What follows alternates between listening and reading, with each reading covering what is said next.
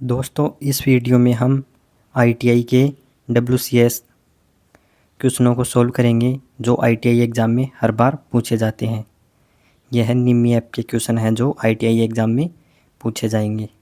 तो शुरू करते हैं।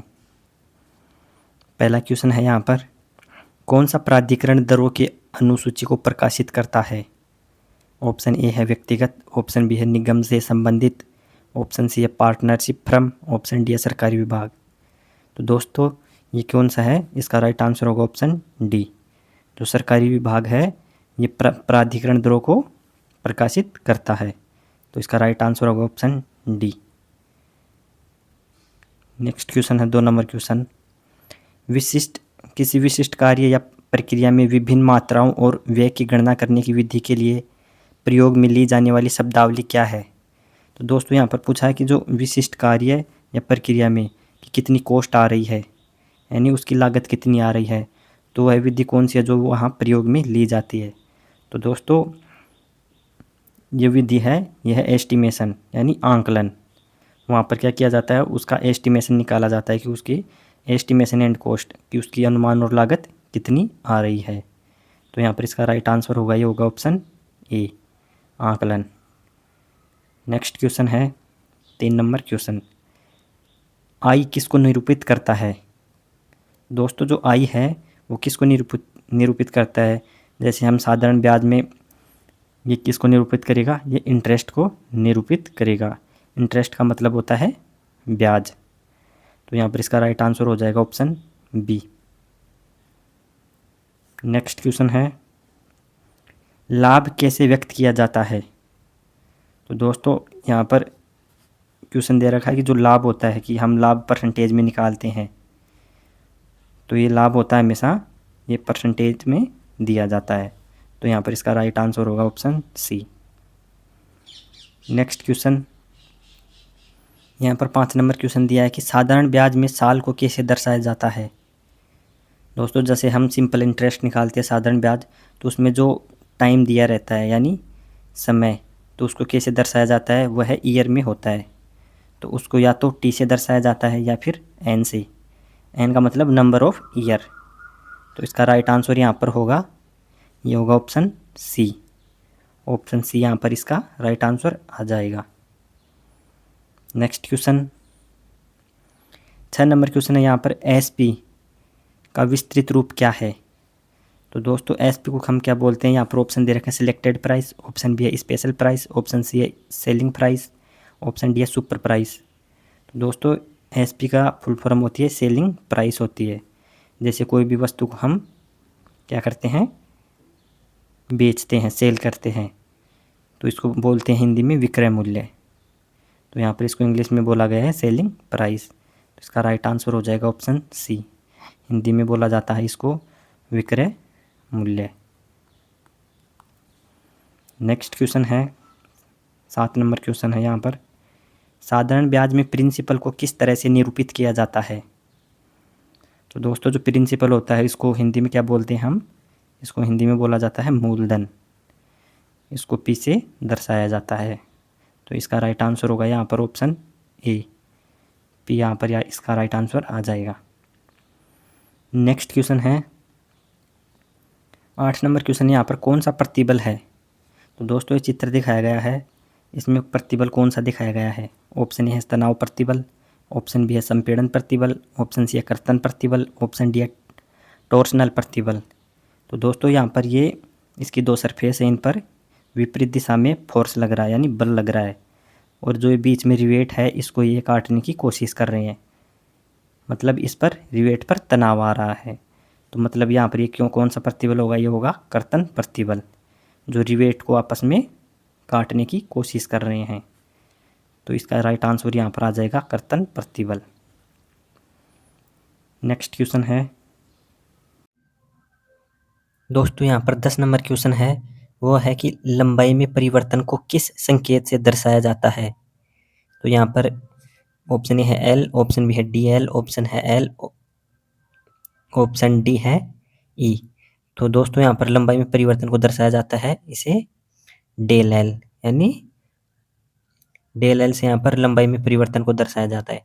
और जो मूल लंबाई होती है उसको हम L से दर्शाते हैं। तो इसका राइट आंसर होगा यहाँ पर ऑप्शन बी। जैसे हम लंबाई में परिवर्तन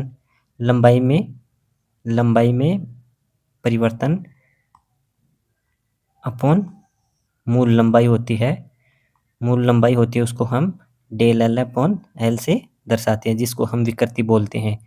ये यहाँ पर विकृति को दर्शाता है, डेल एल अपॉन एल। तो यहाँ पर ये क्या है, लंबाई में परिवर्तन है डेल एल। इसको हम डी एल या डेल एल से भी दर्शा सकते हैं। तो इसका राइट आंसर होगा यहाँ पर ऑप्शन बी।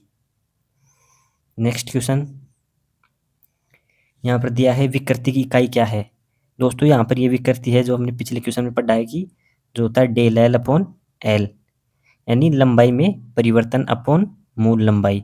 इसको क्या बोला जाता है, विकृति बोला जाता है। तो इसकी इकाई क्या होगी। तो दोस्तों यह एक यूनिटलेस इकाई है, विकृति की कोई इकाई नहीं होती है। तो यहाँ पर आएगा option D, no unit. Next question, स्नेह का उद्देश्य क्या है। दोस्तों जो लुब्रिकेंट होता है उसका प्रयोग हम क्यों करते हैं।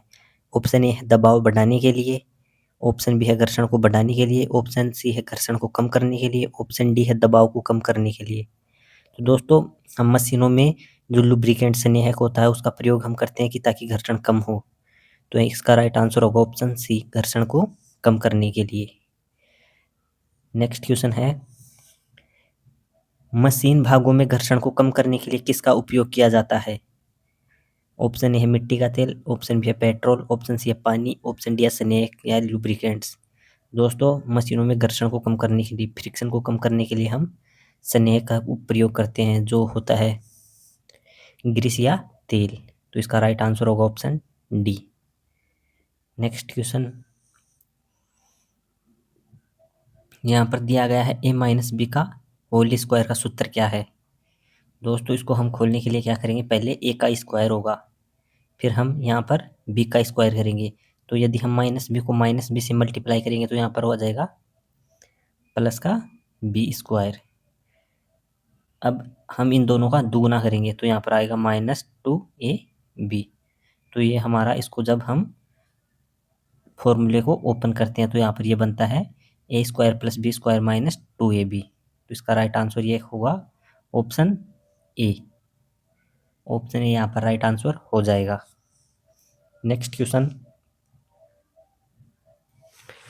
यहाँ पर है कि 14x + 13y + 25x + 2y का मान क्या है। तो दोस्तों इसका मान निकालने के लिए हम क्या करेंगे, जो x वाली राशि है उसको एक साथ जोड़ देंगे और जो y वाली राशि है उनको एक साथ जोड़ देंगे। तो जैसे हम 14x + 25x को जोड़ेंगे तो ये कितना आ जाएगा, ये आ जाएगा 39x। और जो y वाली राशि है 3y + 2y, 3y + 2y, तो इनको जोड़ेंगे तो ये कितना आ जाएगा +5y। तो ये इनको सोल्व करेंगे तो ये आ जाएगा 39x + 5y। तो इसका राइट आंसर हो जाएगा ऑप्शन सी, यहाँ पर राइट आंसर हो जाएगा। नेक्स्ट क्वेश्चन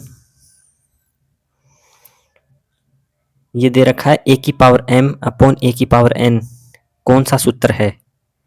दोस्तों यहाँ पर दे रखा है a⁴m/a⁴n।